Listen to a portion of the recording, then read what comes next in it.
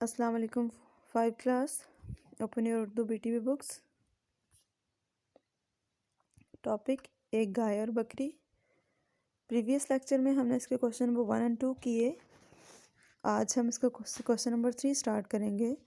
درج ذیل الفاظ کے مترادف الفاظ لکھیے، یعنی اس کے معنی ہم نے لکھنے ہیں. ہم معنی الفاظ، یہ کام آپ اپنی بکس پہ کریں گے. الفاظ میں سب سے پہلا لفظ ہے درخت. تو درخت کا معنی کیا ہوتا ہے؟ شجر. اس کا ہم معنی لفظ جو اسی کا معنی رکھتا ہو اس کو کیا کہیں گے؟ شجر. صدائیں، آوازیں، ندی، نالا، یہ آپ ان کے بالکل نیچے لکھیں گے، مترادف الفاظ کے بالکل سامنے باکسز میں دیے گئے باکسز میں. لطف، مزہ، گلہ، شکوہ، یہ تھے اس کے مترادف الفاظ. اگین ریپیٹ کر دیتی ہوں. شجر، درخت، شجر، صدائیں، آوازیں، ندی، نالا، لطف، مزہ، گلہ، شکوہ. کوشچن نمبر 4 ہے ان الفاظ کے متضاد لکھیے. یہ بھی آپ کا بک ورک ہے. آپ نے ان الفاظ کے متضاد یعنی کہ الٹ الفاظ لکھنے ہیں، ان کے اپوزٹ لکھنے ہیں. تو سب سے پہلے بہار. بہار کا اپوزٹ کیا ہوتا ہے؟ خزاں. خے کے اوپر بھی نقطہ ڈالیں گے. خزاں. دبلی، موٹی. دبلی پتلی ہوتا ہے تو اس کا اپوزٹ ہوگا موٹی. بھلا، برا. اچھائی، برائی.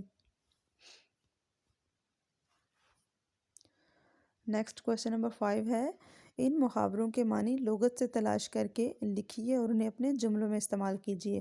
یہاں پر کچھ محاورے دیے گئے ہیں، جیسے کہ خدا لگتی کہنا، دل کو لگنا یا پالا پڑنا. یہ 3 محاورے ہیں. ہم نے ان کے معنی تلاش کرنے ہیں، مطلب اس کے معنی بھی لکھنے ہیں اور اس کو جملوں میں بھی استعمال کرنا ہے. تو یہ کام آپ کریں گے اپنی نوٹ بکس پر. نمبر 1 ہے خدا لگتی کہنا.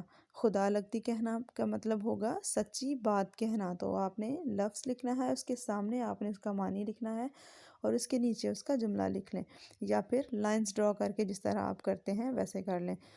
تو اس کا جملہ کیا ہوگا؟ میں ہمیشہ خدا لگتی بات کہتی ہوں.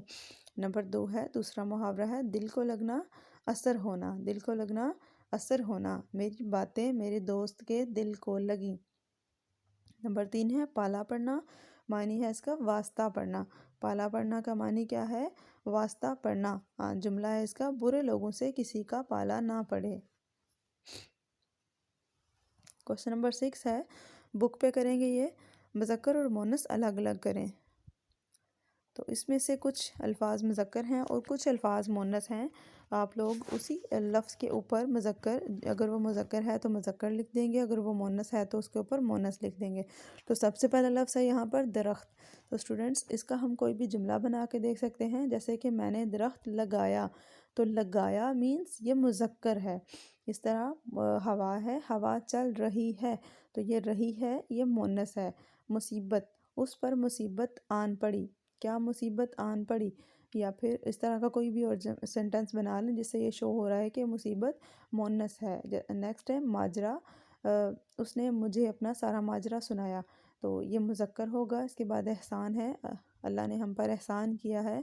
تو یہ بھی مذکر ہوگا. بات، ہم نے بات کی، یہ مونس ہوگا. اسی طرح آپ نے اوپر مذکر اور مونس ان کے اکارڈنگ لکھ لینے ہیں.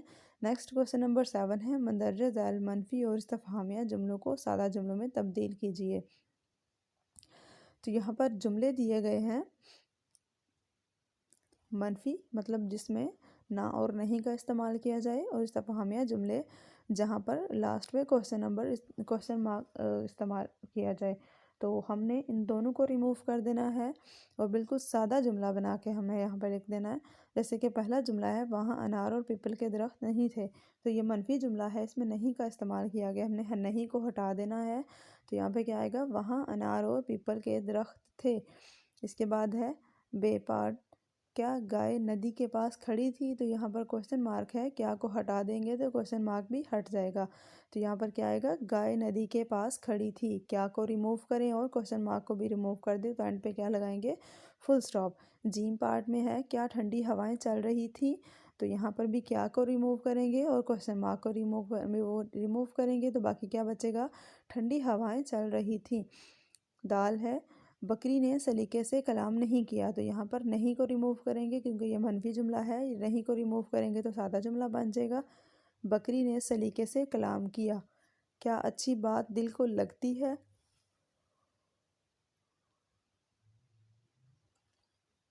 یہاں پر بھی کیا ریموو کریں گے، کوشچن مارک ریموو کریں گے، تو باقی کیا بچے گا؟ اچھی بات دل کو لگتی ہے۔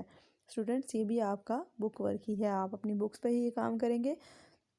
Do your work neat and clean, write book work on your book and notebook work on your notebook and learn it.